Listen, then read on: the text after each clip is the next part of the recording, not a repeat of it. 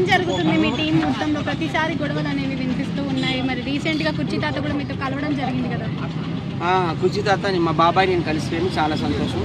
మొన్న మా ఇంటికి వచ్చారు, మాట్లాడారు, కలిసిపోయాము. ఇప్పుడు అన్నం పెట్టిన వాళ్ళు సున్నం పెడుతున్నారు నాకు. అంటే మీరు లాస్ట్ టైం చెప్పినట్టయితే తాగే వారితో నాకు ఇష్యూస్ అవుతున్నాయి అని చెప్పి మీరు చెప్పారు. మరి అదే విషయం మళ్ళీ రిపీట్ ఎందుకు చేస్తున్నారు? స్వాతి నాయుడు కూడా తాగబోతే కదా, పబ్బుల్లోకి వెళ్ళి తాగుతుంది. విషయం ఏంటంటే మీకు వినిపిస్తూ ఉండండి. స్వాతి నాయుడుతో మేము తిరగడం వలన కొన్ని మహిళా సంఘాలు, కొంతమంది సోషల్ యాక్టివిస్టులు మాకు మెసేజ్లు పెడుతున్నారు, ఫోన్లు చేస్తున్నారు. మాకు ఫోన్ స్టార్ కదా, ఆమెకు మీరు ఎందుకు సపోర్ట్ చేస్తున్నారు? ముందు తెలుసు కానీ ఆమె మారిపోయినా నేను ఏం చేయడం లేదండి. వినిగి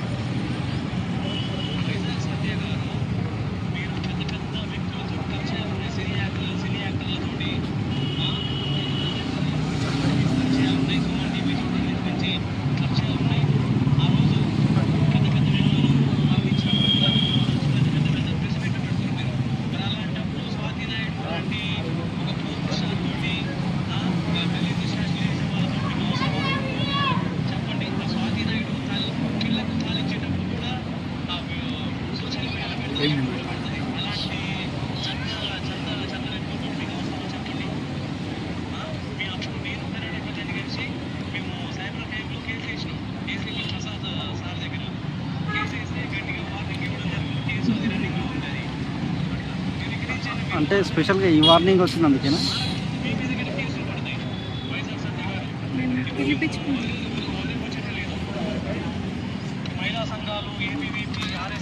విన్నారు కదమ్మా. సో ఇవన్నీ తెలిసి కూడా మీరు జాయిన్ చేసుకోవడం ఫస్ట్ కూడా మీకు తప్పే కదా. ఫస్ట్ ఆఫ్ ఆల్ స్వాతి నాయుడిని మా టీంలో తీసుకొచ్చింది ఉప్పల్ బాలు, నేను కాదు.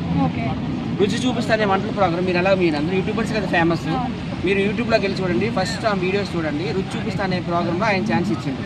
ఆ తర్వాత ఆమె రోజు మా ఇంటికి వచ్చి ఉదయం 8 o'clockకి మీరు ఎక్కడ బాబాయ్ వచ్చేది కదా షూటింగ్కి వెళ్తే మీ మమ్మల్ని కూడా తీసుకెళ్ళండి అంటే మేము ఏ షూటింగ్కి వెళ్ళినా, ఏ ఇంటర్వ్యూకి వెళ్ళినా, ఏ మూవీ ప్రమోషన్కి వెళ్ళినా తీసుకెళ్ళాం. ఎందుకంటే మానవతా దృక్పథంతో తీసుకెళ్ళాం. ఆమె కూడా మారిపోయాను, నేను ప్రాస్టిట్యూషన్ వదిలేసాను అనింది. కానీ ఆమె రిపీట్ చేస్తుంది. మాకైతే మాత్రం మెయిన్ రీజన్ ఇదేనమ్మా, మాకు సోషల్ యాక్టివిస్టులు, మహిళా సంఘాలు తిడుతున్నారు.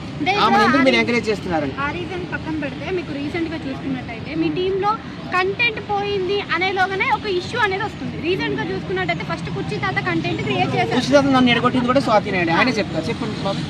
నమస్తే. నా అభిమాన